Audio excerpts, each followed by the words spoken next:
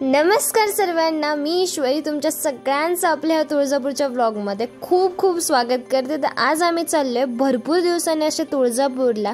कमीत कमी आम्ही 13 वर्षानंतर आमच्या कुलदेवी तिला चाललोय। म्हणजे मीच आता 13 वर्षाची, म्हणजे तुम्ही विचार करू शकता किती वर्षानंतर आम्ही चाललो होतो।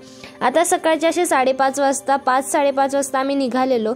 आजीने त्यांनी मस्त असं बॅग वगैरे पॅक करून दिली। आम्ही संगमनेरला आलो कारण तिथून आम्हाला आमच्या बाकीच्या काका काकींना त्यांना पण घ्यायचं होतं।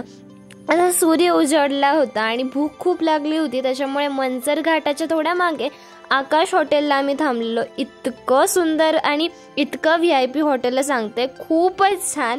आणि त्याच्यानंतर आम्हाला दावडीच्या खंडोबाला जायचं होतं। आमचा खंडोबा दावडीचा आहे, सो आम्ही तिथे गेलेलो।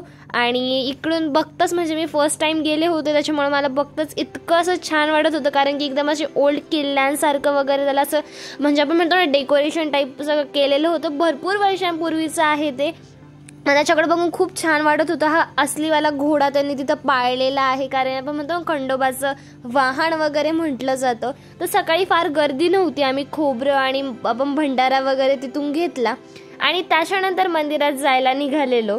तर सगळ्यांचं सगळं घेऊन झालं, पैसे वगैरे देऊन झालं। त्याच्यानंतर गणपती बाप्पाचं वगैरे बाहेर असं मंदिर होतं, दर्शन वगैरे घेतलं। तर मी फर्स्ट टाइम म्हणजे असं मंदिर वगैरे बघत होते फार वर्षांनी गेल्यानंतर। तर त्या सांगत होते तिथले काका काकीन ते की कसं करायचं म्हणून। तर आजींत तिथं बसलेल्या होत्या, मस्त इकडे असे नैवेद्य वगैरे ठेवलेले। आणि मग आम्ही आतमध्ये गेलेलो, तर तिथं बिलकुल पण फोटो वगैरे काढायला परमिशन नव्हती, तरी थोडंफार असं मूर्ती वगैरे दिसते। तर मग तिथल्या सगळ्या तळी वगैरे भरून आम्ही निघालेलो। सो रस्त्यातच आम्हाला तुळापूर लागलेलं। तुळापूरला हे आम्ही फर्स्ट टाइम जाणार होतो महाराजांच्या समाधी स्थानावरती। तर इथं कवी कल्लेस आणि त्यांचं आपण असं समाधी स्थळ वगैरे आहे तिथं। त्याच्यानंतर ते त्रिवेणी संगम आहे, भीमा भामा आणि इंद्रायणी नदीचा वगैरे असं येसुबाईंची वगैरे मूर्ती, आपल्या महाराजांची मूर्ती आणि प्रशस्त अशी इतकी सुंदर अशी नदी तिथून वाहत होती। त्याच्यानंतर संगमेश्वर वाडा नाही तिथं मंदिर आहे, सो आम्ही तिथं दर्शनाला गेलो। महादेवाचं मंदिर आहे तिथं। सो असं सगळ्यांनी मस्त असं दर्शन घेतलेलं। त्याच्यानंतर आम्ही दुपारी अशा झाडाखाली जेवण केलं आणि त्यानंतर आम्ही पुढे पंढरपूरला आलेलो। पंढरपूरला इतकी गर्दी होती की ट्रॉफिक आपल्या तिथून गाडी काढायला सुद्धा आणि लावायला सुद्धा 1 तास जाईल, एवढं सारं ट्रॉफिक होते तिथे। कारण की सध्या वारीला वगैरे लोक गेलेली आहेत आणि 2-3 दिवस आधीपासून फार गर्दी असते। एकदा असे वारकऱ्यांना घालतो छोट्या अशा मुलांचे पोशाख वगैरे होते।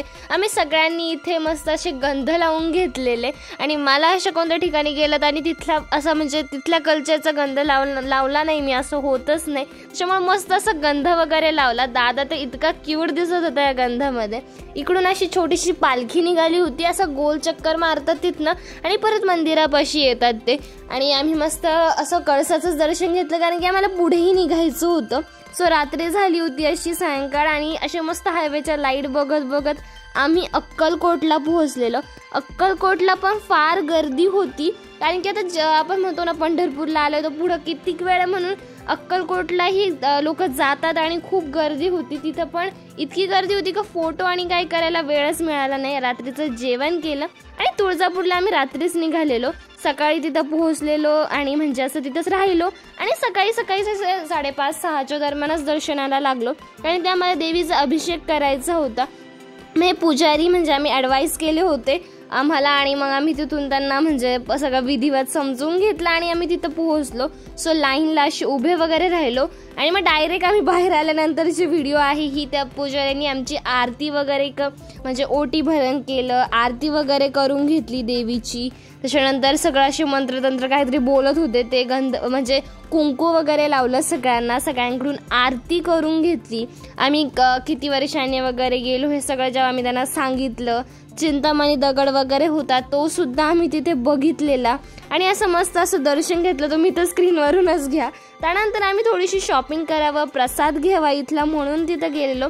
तुळजापूरवरून घरी जाता जाता करमाळा मार्गे आम्ही घरी येत होतो आणि तुम्ही बघू शकता वारकऱ्यांची इतकी गर्दी होती की ट्रॉफिकमध्ये तिथं कम्प्लिटली आमचा 1-1.5 तास गेलेला, कारण की असं त्या बाया बाय पण करत होत्या जेव्हा आम्ही शूट करत होते।